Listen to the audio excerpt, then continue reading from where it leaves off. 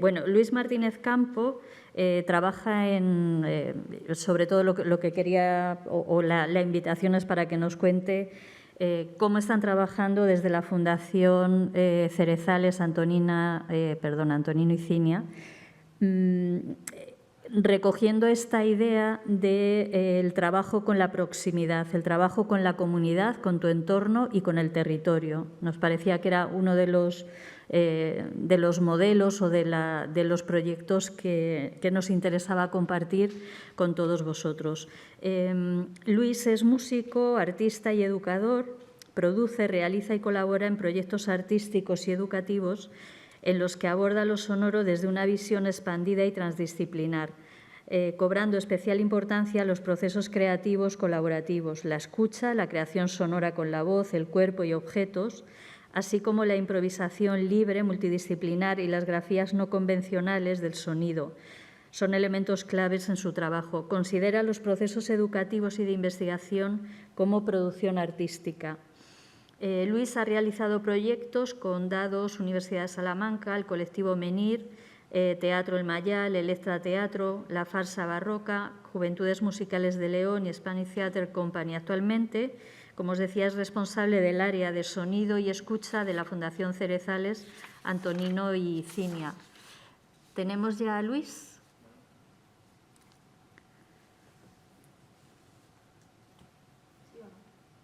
Están en ello.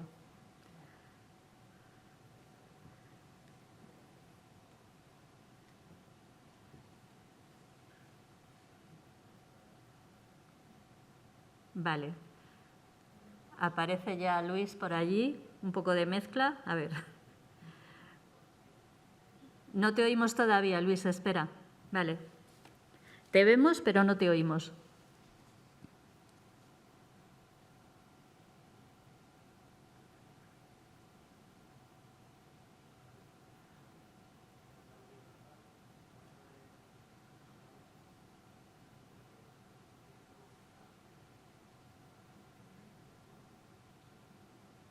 No, todavía no.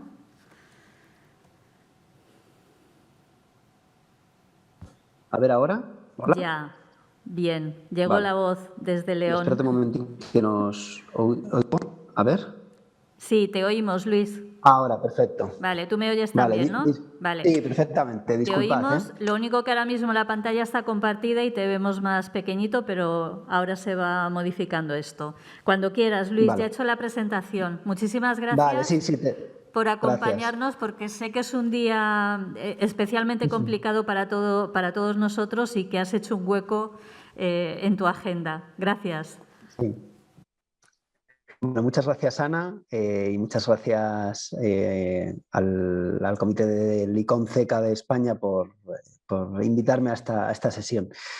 Bueno, en primer lugar, ya me ha presentado Ana. Hoy, perdonad que así como la entrada vertiginosa, ahora mismo me encuentro en un pueblo de la Sierra de Madrid, de la Sierra del Rincón, porque estoy haciendo estamos llevando a cabo desde la Fundación Cerezales Antonino y Cinia una colaboración con el CRA de Lozoyuela, un colegio rural agrupado que hay en esta zona de Madrid, y con Campo Adentro. Entonces hoy me he tenido que desplazar, por eso veis estos paneles que tengo detrás, ya que la Reserva de la Biosfera Sierra del Rincón me ha cedido su oficina para realizar la videoconferencia de hoy, ¿vale? Entonces, bueno, hoy estoy así desplazado, pero bueno, creo que es un lugar idóneo para hablaros de lo que os voy a comentar hoy, ¿vale? Voy a poneros la presentación que he dado. Vale. Bueno, como decía Ana, yo trabajo en la Fundación Cerezales Antonino y Cinia, que es una institución cultural de carácter privado que nos encontramos en Cerezales del Condado. Cerezales del Condado es un pueblo de 40 habitantes que hay en León, en la provincia de León. Por si alguien nos sigue desde fuera de España, León es una provincia, una ciudad que está en el noroeste de la península, muy cerca de Galicia y Asturias, ¿no? Bueno, yo os he venido a hablar, he titulado la comunicación de hoy Hibridar saberes en comunidad, y os voy a hablar en general sobre cómo concebimos el programa educativo o cómo concebimos la educación desde un lugar como la Fundación Ceres Antonio Virginia, y también en concreto del proyecto con el que yo empecé a trabajar en la Fundación, Los Sonidos de la Escuela Rural, un proyecto de arte y escuela, que es con el proyecto con el que estoy hoy aquí en el Colegio Rural Agrupado de Lozoyuela, en Montejo de la Sierra. Lo primero de todo, esto es Cerezales del Condado, es este pueblo aquí. Como os decía, es un pueblo de 40 habitantes en invierno. En estos pueblos de esta zona de la península ibérica, de la meseta, también pasan mucho en Castilla-La Mancha, en Aragón. En todas estas zonas, sabéis, los que nos acompañáis desde allí y los que habéis estado por allí, que son pueblos que multiplican su población en verano, pero no tanto por un fenómeno turístico de masas, sino porque son pueblos que sufrieron un segundo éxodo rural en los años 70, en el momento en el que, digamos, tuvimos una industrialización más grande en España, y mucha gente yendo a zonas que estaban más industrializadas, como Madrid, como el País Vasco, como Cataluña, y dejaron allí sus casas familiares, ¿no? Entonces, muchos vuelven ahora, o sus hijos, durante los meses de verano, y pasan allí, digamos, todo el periodo estival. Esto hace que sea un ecosistema muy concreto en el que nosotros desarrollamos nuestra actividad cultural, y bueno, es esto que tradicionalmente dedicó a la agricultura y a la subsistencia. Lo que veis ahí arriba es la huerta que tenemos en la fundación. El edificio del fondo es el edificio de las antiguas escuelas de Cerezales, y la de abajo son parte del staff no humano de la fundación. Porque tenemos 5 animales, 4 bueyes, una vaca y un burro, 6. Y de alguna manera refleja también cómo era la actividad económica de subsistencia hasta los años 70. Y bueno, y también después lo que pasa es que después cayó en declive por un proceso de despoblación, ¿no? También porque es algo que está en el ADN de la institución, además en el ADN de las familias y de los habitantes del territorio, y porque digamos que es una de las cuestiones que condiciona o marca cómo es nuestra actividad o cómo nos emplazamos en el territorio, ¿no? Nosotros utilizamos mucho la palabra vecindario. Nos consideramos como parte de un vecindario, como o sea, pensamos que en la de cómo integramos en ese vecindario como vecinos que digamos que habitan el territorio durante todo el año, y desarrollamos nuestro trabajo en estas 3 líneas de acción que veis, que son arte contemporáneo, música y sonido, y en educación. Especialmente intersecciones entre estas 3 líneas. En arte contemporáneo tenemos un ciclo de ediciones que actualmente se han reducido un poco con todo el tema este del COVID-19, que haya menos cambios de exposición, pero normalmente hacíamos 3 exposiciones al año, ahora estamos haciendo 2. Y nosotros hacemos el proyecto educativo y el proyecto expositivo como algo que se interrelaciona desde el principio. Es decir, nosotros no desarrollamos el proyecto educativo cuando la exposición ya está montada, ¿no? Sino que todo el proceso de trabajo y de investigación con los artistas lo hacemos pensando en cómo va a ser ese proyecto educativo. Aquí tenéis 2 ejemplos. Por ejemplo, abajo es una caminata con el artista británico Hamish Fulton, en la exposición con la que inauguramos el nuevo edificio hace ya 4 años.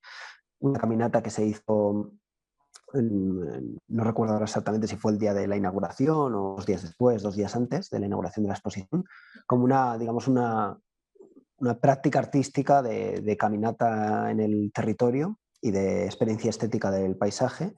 Y lo que veis arriba es una actividad en escuela, porque trabajamos mucho con centros educativos de la zona, en relación a otra exposición que hubo que se llamó Región, los relatos, que hablaba sobre políticas relacionadas con el agua y tanos y cambios del paisaje que determinaban mucho la vida de los habitantes de la comarca en la que vivimos. Os había dicho que estaban estas tres líneas, ¿no? Contemporáneo, esto de la creatividad final y endoeducación. Endoeducación es una palabra que recogimos o que intenta recoger una perspectiva, una actitud de escucha respecto a saberes que ya estaban antes de que la institución entrara en el territorio. Y más que una vía de acción, nosotros lo entendemos como una forma de habitar el territorio y de entender lo que hacemos, ¿no? Ya no es una cuestión de que hay unos programas específicos de educación, que los hay, sino que también es algo que está bastante embebido en todo lo que hacemos, también en las exposiciones, en los programas de sonido, etc. Estos que veis son dos ejemplos. Uno es una salida de campo que hice este otoño en micología, en un ciclo que llamamos Tres Bosques.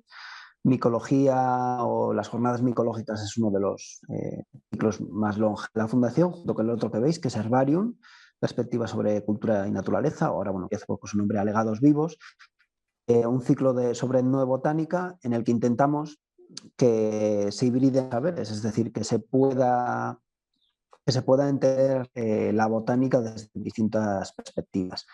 Para nosotros es importante el análisis de que el medio en el que nos emplazamos, y podríamos decir que casi todos los medios rurales del mundo, por lo menos los de la península ibérica, siempre han estado alejados de los focos hegemónicos de poder y de representación. Entonces han sido siempre personas desde otros lugares distintos al territorio, distintos al medio rural, los que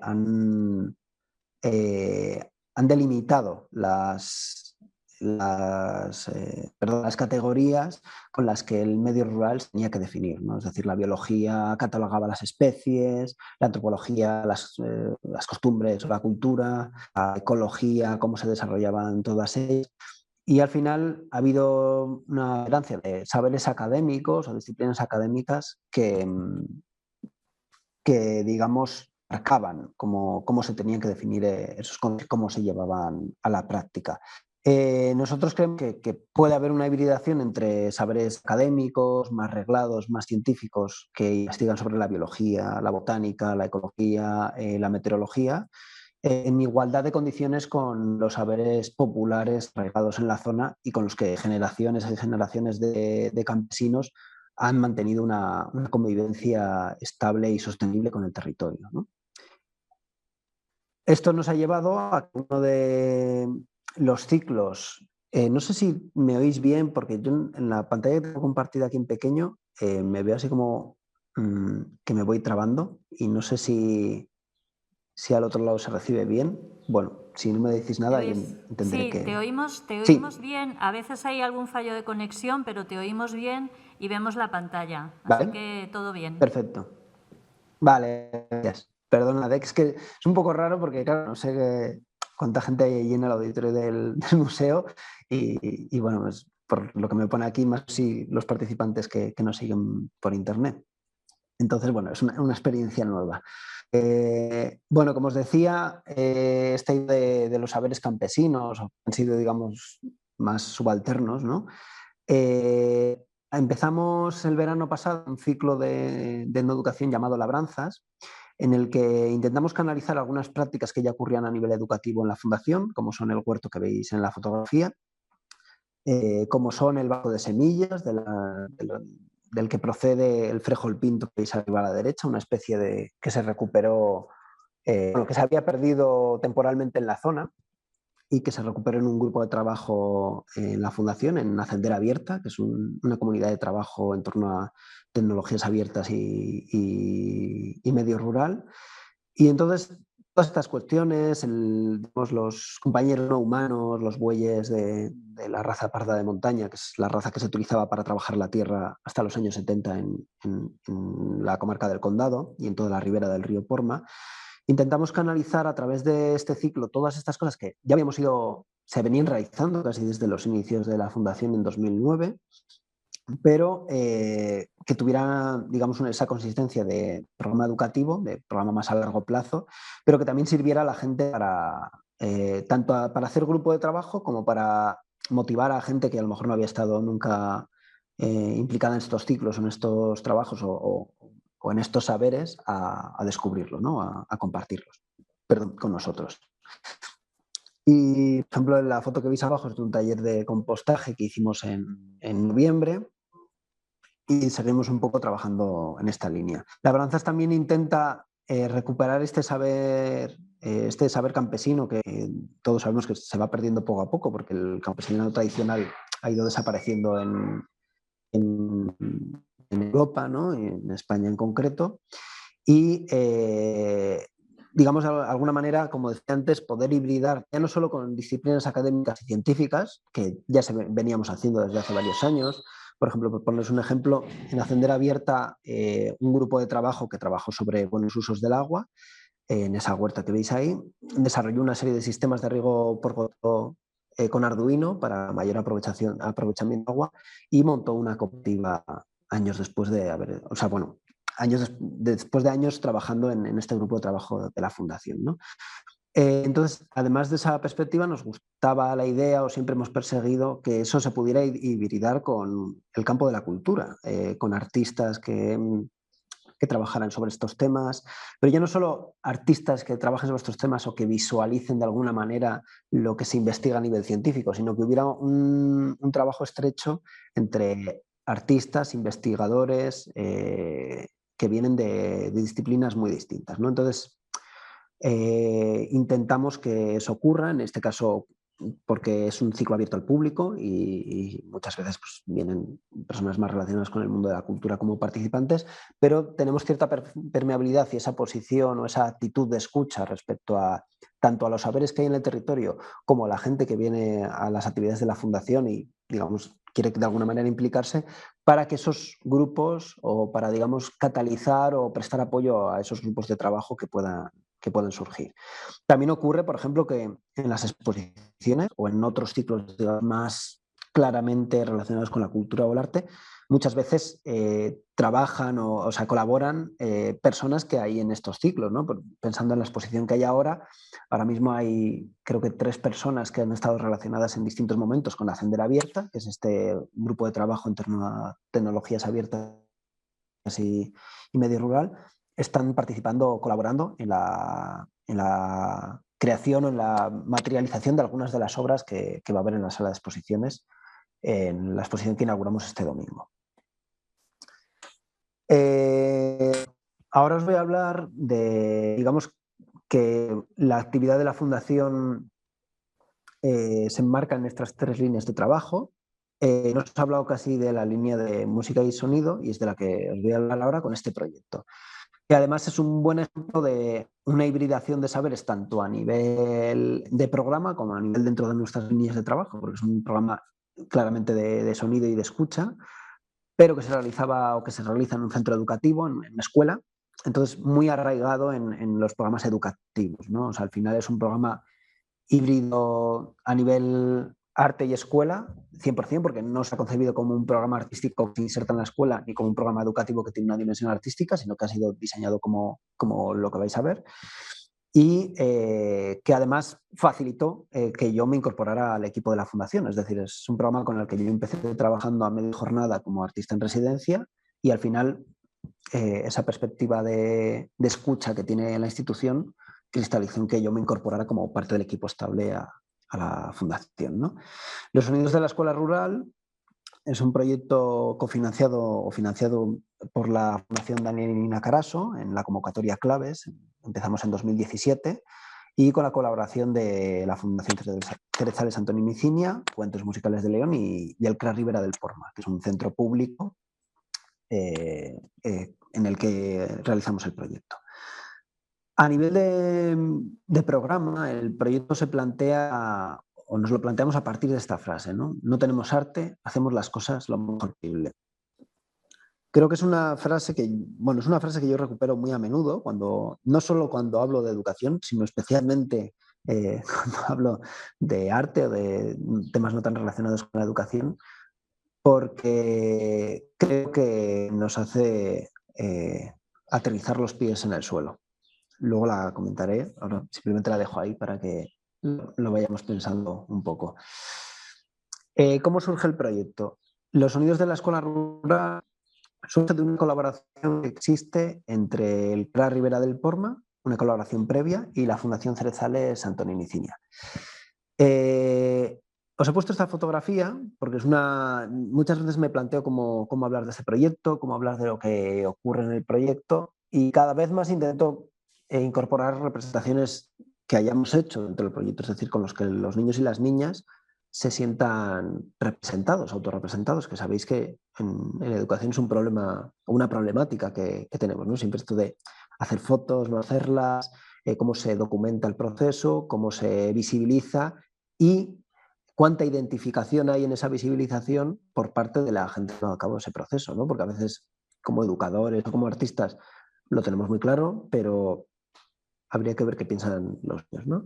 Entonces he puesto esto porque es un mapa sonoro que hicimos en las 4 escuelas, y este es uno es el colegio de la Escuela Ariel, que está dentro de la Ribera del Porma, que como veis es este edificio, porque es a donde te llegan todas las líneas, porque es un mapa de recorridos, claro.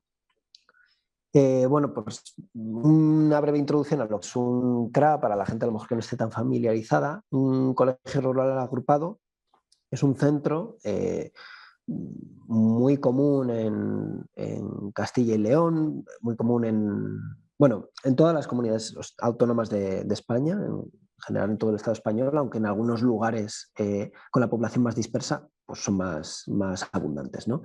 Es un colegio que recoge el testigo de las antiguas escuelas unitarias que había antes en los pueblos, y digamos que lo que pasa es que es un colegio dividido entre varios pueblos, ¿no? Es un colegio que tiene una escuela o un aula en cada uno de los pueblos que forman el colegio, en este caso son 4: Villaturiel, Santibáñez del Porma, Santa Loaja de la Ribera y Vegas del Condado. Y digamos que cada escuela tiene 2 aulas, una de primaria y una de infantil. Cuando son muy pocos solo tienen una, cuando son menos de 10 alumnos pero más de 6 es cuando tienen una solo, pero si son más de 10 pueden dividir y tener una aula con todos los alumnos de infantil juntos y otra con todos los de alumnos de primaria juntos, ¿no? Hay CRAs más grandes que tienen más aulas, pero el modelo más habitual es este, una aula de infantil y otra de primaria, donde van niños a su vez de varios pueblos de alrededor, ¿no? Como veis aquí, en esta representación se ve bastante claro, ¿no? Porque hay muchas líneas que vienen de relativamente cerca, ¿no? Algunos son niños que vienen andando, otras vienen de más lejos, son niños que vienen en coche, ¿veis? Pero algunas líneas van a sitios muy cercanos, otras van a sitios muy lejanos, o sea más distantes, incluso algunos no cabían ni en el mapa. Entonces, en este colegio, en el CRA Ribera del Porma, dentro de una colaboración que ya tenía la institución, la Fundación Cerezales, con este colegio, dentro de otros programas que ya se venían realizando en escuela, es donde surge este proyecto. ¿Qué plantea el proyecto? ¿Cuáles son los objetivos? Bueno, el proyecto es una residencia artística dentro de esta convocatoria claves que os decía de la Fundación de Inina Carasso, que plantea que haya un músico, que en este caso soy yo, en un colegio durante ese periodo, ¿no? Nosotros hicimos un programa que pasaba en que yo iba 2 horas a la semana a cada una de las 4 escuelas, es decir, en total 8 horas, 2 horas a cada una de las 4, y trabajaba con todos los alumnos de primaria juntos.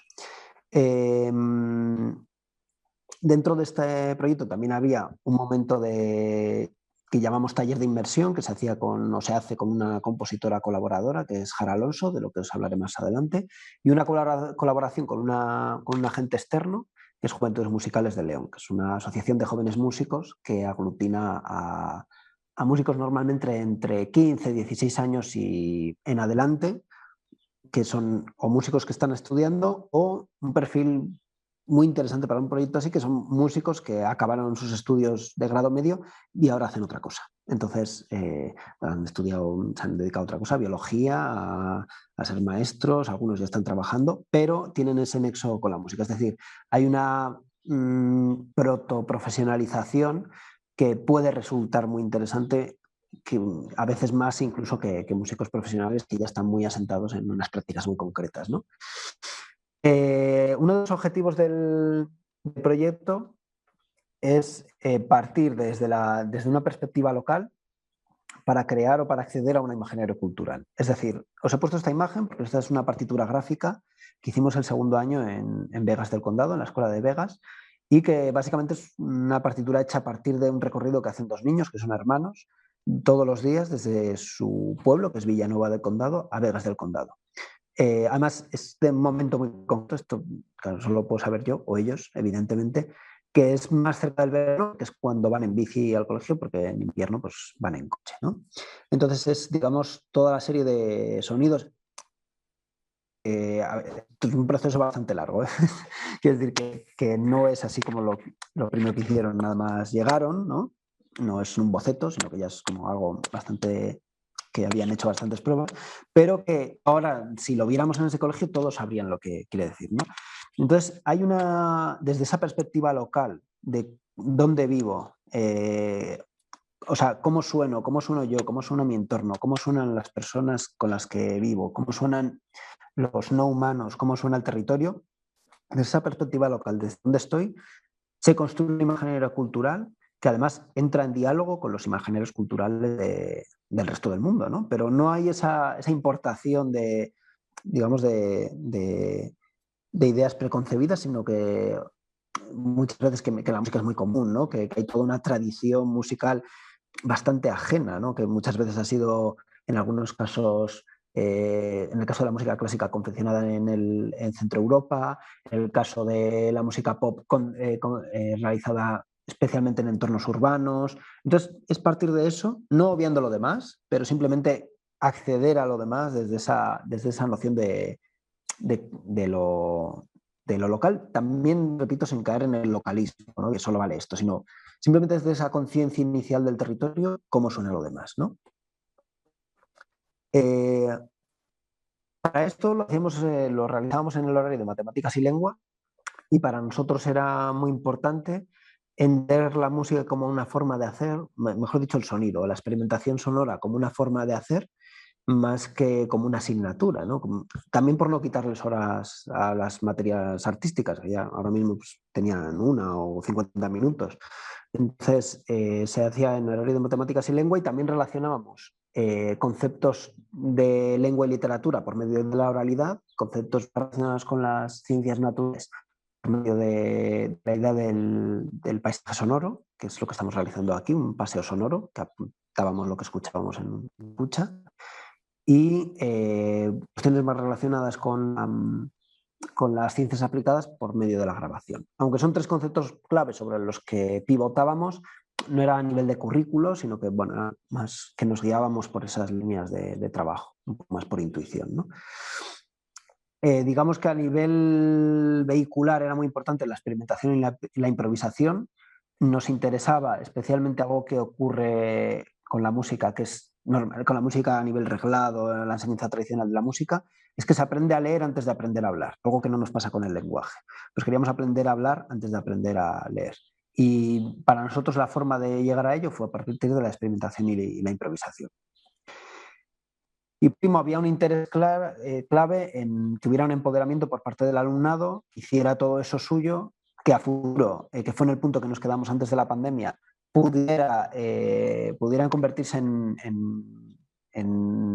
bueno, ya eran productores o ya son productores de cultura, pero que pudieran autogestionar esa cultura, es decir, que ellos pudieran decidir tocar en común en la plaza del pueblo un día por la tarde, o que decidieran coger una grabadora y ponerse a grabar, o que decidieran salir a dar un paseo y escuchar.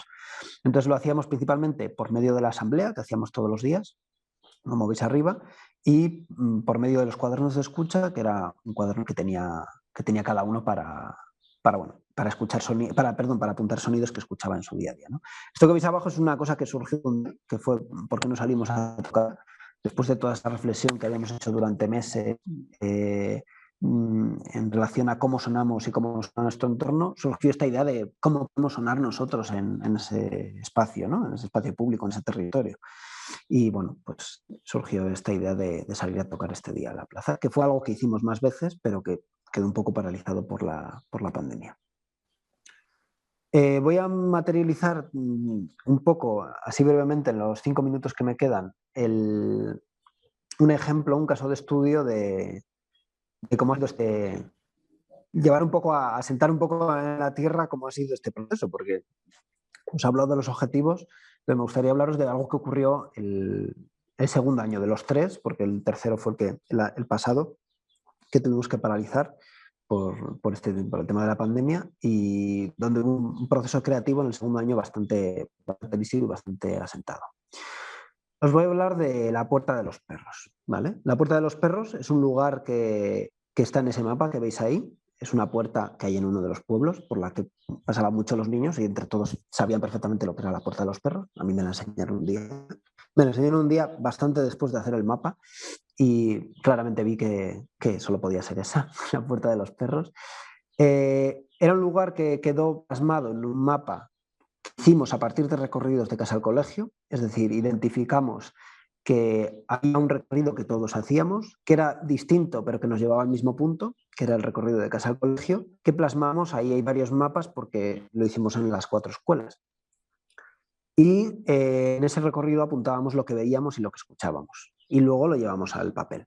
¿Qué pasó? Que lo que veíamos era muy fácil, bueno, era relativamente fácil de plasmar, porque se podía hacer un dibujo relativamente figurativo, en planta o en alzado, cada uno como quisiera representarlo, pero con lo sonoro era diferente, ¿no?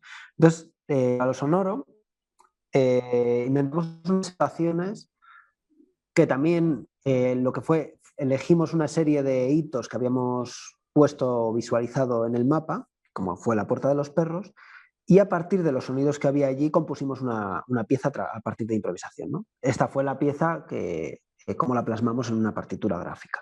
Es decir, hubo un proceso de conciencia del territorio, hubo un proceso de elegir con qué lugares nos apetecía trabajar, pues porque había mucho sonido, porque nos parecía sugerente, porque por lo que fuera, cada uno fue una cosa. Y se inventaron notaciones con las que ya habíamos venido trabajando durante todo el curso, en la idea de notación gráfica. Y, por ejemplo, la Puerta de los Perros fue esto. La Puerta de los Perros fue esto, pero sonaba de una manera determinada, primero con la voz del perro y con objetos, y después también se podía traducir a instrumentos, ¿no? Es lo que tienen las notaciones gráficas, que son como muy sugerentes para esto. Pero después el proceso no se quedó ahí y le enviamos esta partitura a Jara Alonso, que es la compositora con la que colaboramos, y ella, os fijáis, introdujo las grafías, como veis aquí, en la partitura, ¿vale? Bueno, esto es un ejemplo y, por supuesto, ellos, como ya sabían hablar, tardaron bastante poco en aprender ciertas figuras de la notación convencional de la música, ¿no?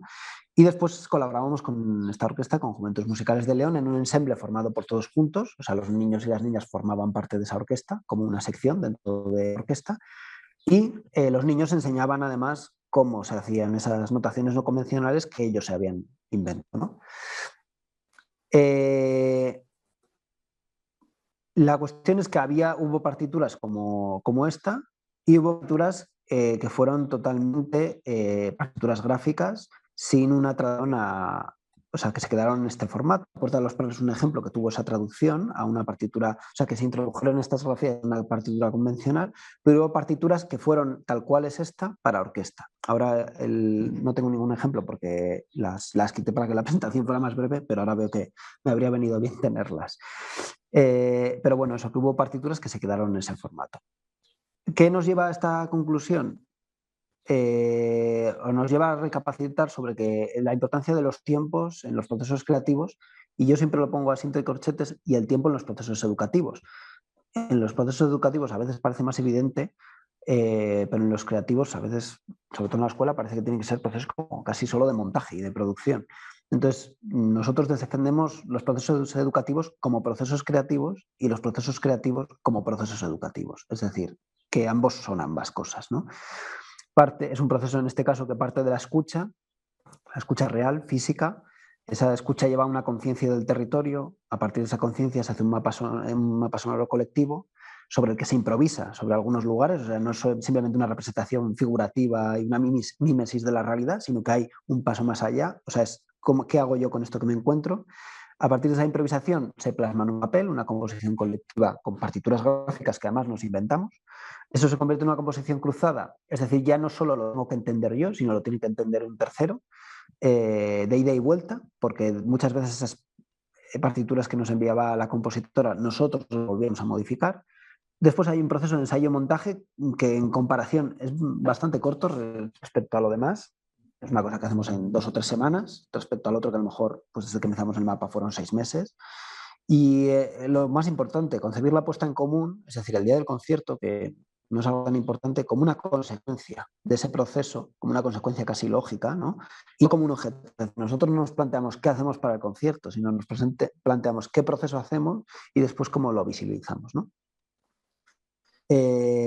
Como no había puesto ninguna foto así de la fundación, porque es algo que también, como os decía, en la representación a veces me preocupa, ¿no? Porque es un edificio de un arquitecto importante que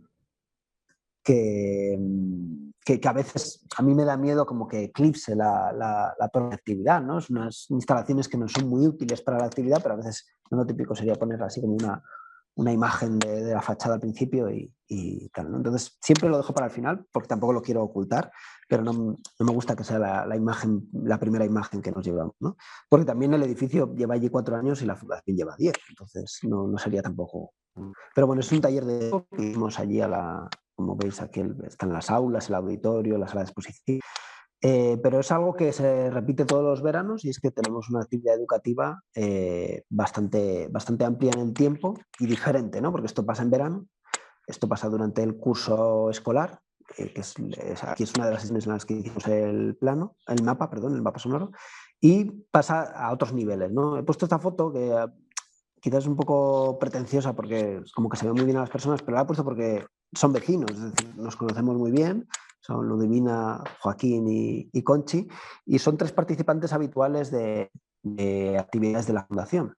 Lo que ocurre es que lo concebimos más como un vecindario, permito ponerles porque sé que no les importa, y porque creo que son 3 fotos que plasman muy bien ese asentamiento en el territorio y esas relaciones que nos gusta mantener a largo plazo. Porque al final esos tiempos que necesitamos para lo educativo tienen que ver con el largo plazo. Y el largo plazo tiene que ver con establecer vínculos de vecindad. Es decir, ocurren cosas con los pobladores estacionales que nosotros llamamos, que vienen durante todo el verano, pero ocurren cosas especialmente en escuelas, son programas para nosotros con mucha importancia. Y ocurren cosas con los vecindarios con los que convivimos en la comarca, ¿no? Porque, por ejemplo, ninguno de ellos 3 vive en Cerezales, ¿no? Cada uno vive en un pueblo, más o menos en un rango de 10, 12 kilómetros de Cerezales. Es también como vemos ese vecindario expandido y ese territorio. No solo como algo que es el pueblo en sí, con sus 40 habitantes en invierno y sus 150, 200 en verano, sino que es toda esa idea de comarca, de vecindario, con unas preocupaciones y unas inquietudes comunes, ¿no? Entonces, esas relaciones a largo plazo que utilizan en escuela, cristalizan en ciclos de educación, como es este caso de Herbarium, durante primavera o ciclos más centrados en el verano, son las que caracterizan nuestro trabajo educativo. Y me gustaría la presentación con una reflexión. Antes os dije, no tenemos arte, hacemos las cosas lo mejor posible. Es un proverbio balinés que yo recuperé del etnomusicólogo Christopher Small, que saca colación en su trabajo Música, Sociedad y Educación. Él reflexiona sobre esto porque dice que, bueno, la frase lo dice todo, ¿no? No tenemos arte, hacemos las cosas lo mejor posible. No es una frase enunciada en primera persona del plural, es una frase que alude a puede bajar a la tierra ciertos conceptos del arte, ¿no? que es eso de la palabra arte, que a veces no nos ayuda, ¿no? Que no nos separe, sino que lo que hacemos es las cosas lo mejor posible. Tanto en los sonidos de la escuela rural como en el trabajo educativo que define la Fundación Cerezales Antonio Nicinia, yo creo que esta frase os adaptaría muy bien, ¿no? No tenemos música, escuchamos lo mejor posible. Muchas gracias.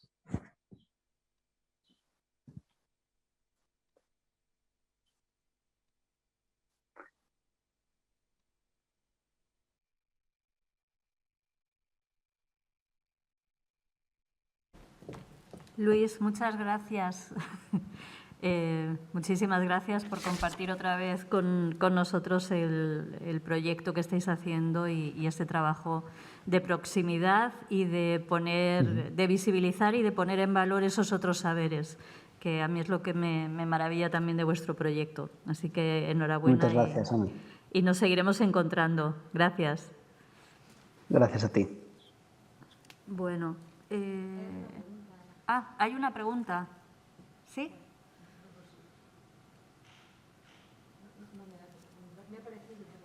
Bueno. ¿Sí? ¿Había una pregunta para Luis? Sí, está ahí. Vale.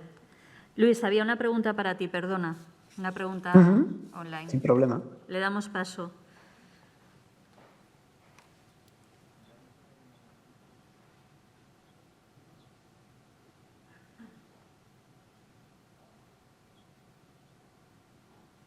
¿Lo ves en el chat? Espera, te pregunto yo. A ver, sí, mejor. Muy buenas las producciones. ¿Cómo se podría vincular tu proyecto con los museos de esa zona, si hubiera alguno, por ejemplo? Sí, ¿contesto ya? Sí, sí. Vale. Igual me he embalado aquí con los programas educativos y sobre todo con los sonidos de la escuela rural, que es el proyecto con el que yo he estado.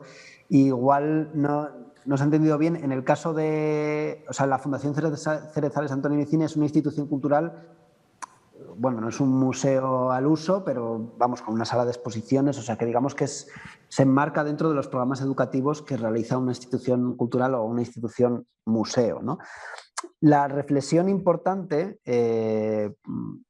es qué relevancia tienen los programas educativos en los museos. Ya no es, para mí la pregunta no sería cómo se puede vincular a lo mejor proyectos que ya existen, sino cómo el museo, cómo la institución puede generar vínculos a largo plazo y programas educativos que tengan arraigo en el territorio, en los vecindarios, desde la propia institución. En esas relaciones, ¿no? Con la escuela. Bueno, Cerezales es un contexto muy concreto donde los lugares públicos pues son la escuela y la residencia de ancianos y poco más, pero en lugares más, en ciudades como Madrid o mismamente como León, hay otros espacios, ¿no? Donde la gente se reúne, donde hay más espacio de comunidad, ¿no? Además del espacio público de la calle, por supuesto. Entonces, ¿qué relaciones se establecen con esas otras instituciones y con asociaciones, con colectivos que están arraigados en el territorio? Entonces, en el caso de nuestro proyecto, parte de la relación entre una institución cultural, entre comillas, repito, institución museo, porque es un lugar que destina gran parte de su presupuesto a realizar exposiciones, ¿no? Y a realizar actividades más características de una institución cultural museo. Es verdad que no es un museo con una colección, bueno, sí tiene una colección, pero más en el sentido de archivo, no tiene una colección como el Museo del Prado o el Reina Sofía, o no tiene colecciones consideradas de patrimonio, que son colecciones muy amplias, pero la cuestión es cómo puede haber ese trabajo hacia afuera de los museos cuando el museo trasciende las paredes del propio edificio como un contenedor donde ocurren cosas y pasa a ser algo donde a la gente le ocurren cosas. Aquí me permito una frase que le robé a Rufino hace tiempo ya, que me gustó mucho, y es esa idea de cómo pasa un museo de ser un lugar donde ocurren cosas a un lugar donde a la gente le ocurren cosas, ¿no? Es decir, igual eso lo que pasa es que tiene que ocurrir fuera del museo, igual tiene que ocurrir en la plaza donde está el museo, o igual tiene que ocurrir, como en el caso de lo que estoy ahora, a 300 kilómetros del mismo. Muchas gracias. No sé si había otra, me ha parecido ver una, y si la he leído bien, creo que te preguntaban si tenéis contacto con museos etnográficos o con colecciones de etnografía.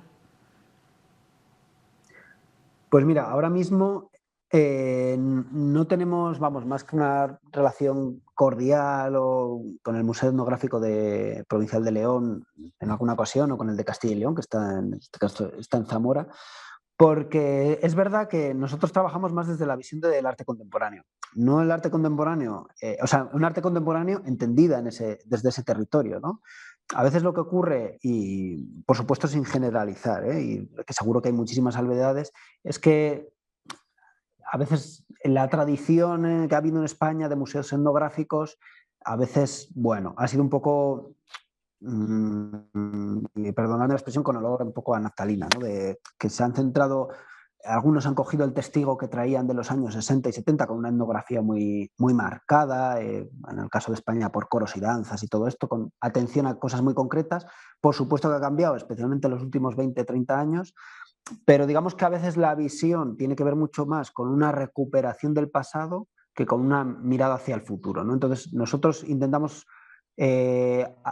pensar en todo lo que tiene que ver con los saberes arraigados en el territorio, no solo como una cuestión del pasado, que lo es, sino como una cuestión de transmisión en presente continuo. Es decir, nosotros no recuperamos, o sea, nosotros no pensamos en uncir los bueyes o en trabajar la huerta porque así lo hacían nuestros abuelos.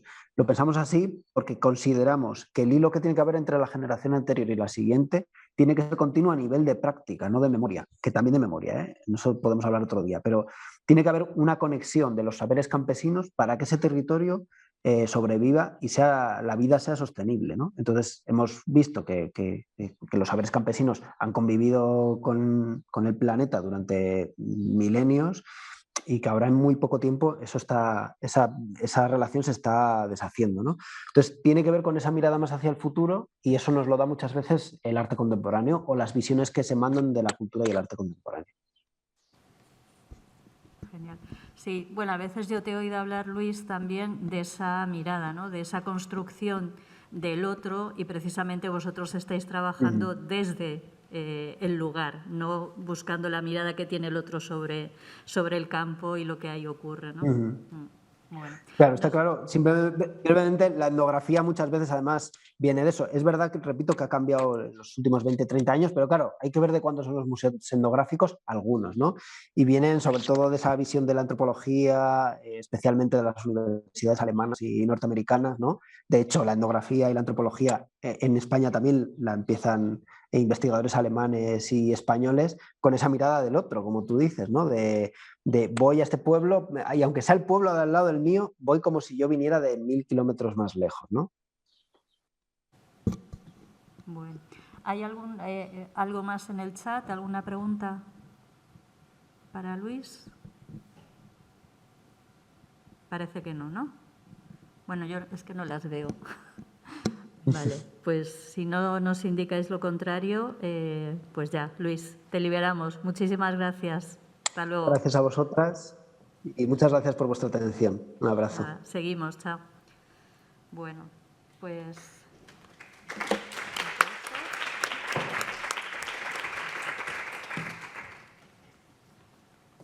Y nada, Rosa y yo vamos a ser breves y hacemos el descanso hasta las 4:30 para luego continuar. Descansar, sí. Sí. Bueno. A ver, hemos estado viendo todas las propuestas que se hicieron ayer. Hemos recibido también algún correo, que agradecemos muchísimo, y hemos estado intentando unir dos criterios. Uno, que fueran temas que incluyeran varias de las propuestas de ayer, y otro, que hubiera alguien responsable que pudiera hacerse cargo, como muy bien dijo ayer Ana. Esto es algo voluntario, que es formación, es desarrollo profesional, pero es algo voluntario. Tiene que haber alguien que realmente se responsabilice de coordinar un poco. Entonces, esto es abierto, es una propuesta que os queremos hacer para ver si hay alguna propuesta más que desde aquí surja, y que incluso haya alguien que se responsabilice, como digo, y que coordine. Esto es una propuesta que está abierta. Hemos pensado en 4 temas. Uno de ellos sería realizar la genealogía de la educación en los museos. Ana, tú que... Sí. Bueno, es uno de los temas que salieron. A mí me interesa también personalmente, yo creo que a todos, pero sí que planteo que hagamos, si nos planteamos hacer un seminario para revisar las genealogías, que realmente sea un equipo de trabajo crítico, o sea, unas genealogías críticas. No se trata solamente de qué se ha hecho antes de nosotros, sino también de hacer una valoración y bueno. En relación a lo que decía Rosa, pensad que hay 7 seminarios a nivel internacional. Entonces, si de partida tenemos 3 o 4 temas, yo creo que es más que suficiente. Rosa y yo vamos a estar, Rosa dice sobrevolando. Sí, porque no nos podemos encargar de muchas más cosas. Rosa, ¿no? tiene otra línea también de trabajo al llevar la parte de investigación en ICOM, y quizá yo estaré más pendiente de estos grupos, como os decía, como corresponsal de CECA.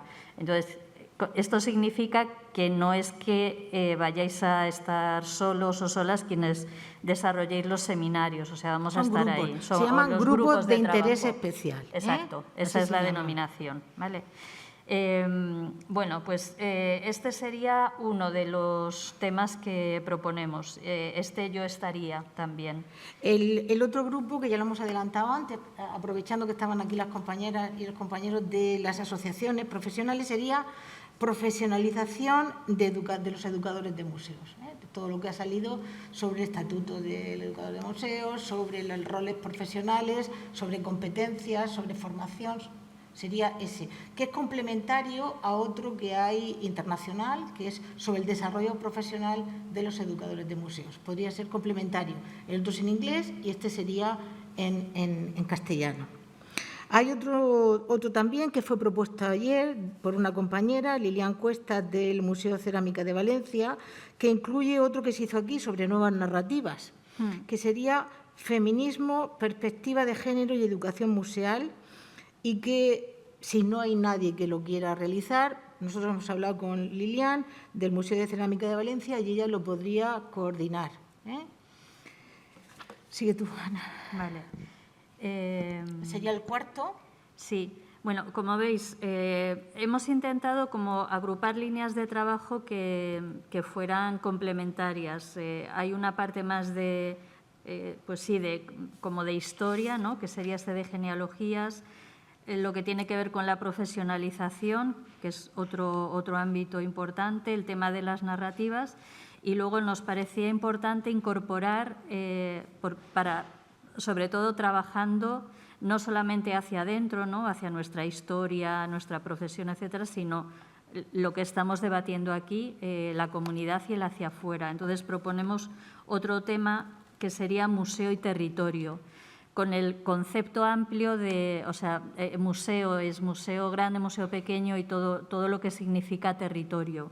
Entonces, nos parece que puede ser otro lugar interesante de trabajo. Este incluiría, vamos a ver, estos son nombres, son propuestas de nombres. Y provisional, claro. Son propuestas de grandes Luego temas hay que definir. Que serán definidos por los propios grupos que los vayan a llevar a cabo. Este incluiría la mirada hacia el museo local, el museo de vecindario, que ayer se puso también de manifiesto aquí, y que debe, en este momento, la solidaridad entre los grandes museos y los museos locales tiene que tener una mirada en doble dirección. Los museos locales tienen la necesidad de que se les ayude, de vincularse cada vez más con su territorio, y los grandes museos de una mirada de colaboración y de solidaridad, pues con exposiciones que vayan funcionando, que vayan rotando, con formación, en fin, de muchas maneras se puede colaborar en este momento. Entonces, por eso le hemos puesto este nombre tan amplio, museo y territorio, y en este caso Ana ha hablado con Encarna Lago, que visteis que estuvo ayer con nosotros, y también en principio ella estaría dispuesta a coordinar este grupo. Como hemos dicho, esto no está cerrado. Hay que tener en cuenta un par de cosas, y es que estos grupos de interés especial son abiertos, pero requieren una vinculación con ICOM-CECA. Quiere decir que La persona que coordine o la persona que figure como coordinador tiene que estar vinculado a ICON-CECA como socio de ICON España y vinculado al Comité Internacional de CECA. Es un requisito lógico, por otro lado, porque se mete dentro de la estructura de ICON España, pero sobre todo y fundamentalmente esto depende de ICON-CECA. Como bien ha dicho Ana, son grupos que están funcionando y son transversales. Sería para nosotros un gran éxito que salieran todos, porque como hemos comentado, solamente hay 7 internacionales, de ellos solamente 1 en castellano, con lo cual estaríamos ahora mismo, nos situaríamos con una oferta de grupos de interés especial que crean redes en castellano bastante interesante, acorde posiblemente a la importancia de esta lengua.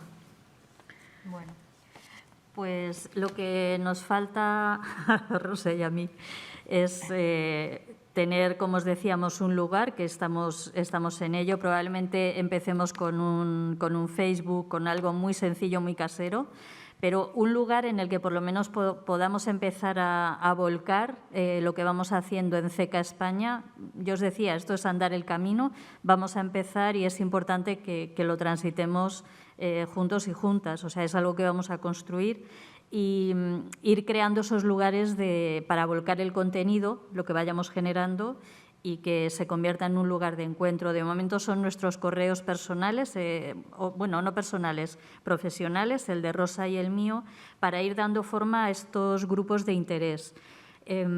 Como esta tarde, yo no quiero contar más de los grupos, nos interesa que veáis y que nos cuenten el grupo de accesibilidad y el de decolonialidad, cuál ha sido el formato, cuáles han sido sus dinámicas de trabajo, para que todos podáis ver de qué es de lo que estamos hablando. Y, como ella decía, tiene que haber un núcleo, una coordinación y un núcleo que seamos parte de CECA España, pero son grupos abiertos.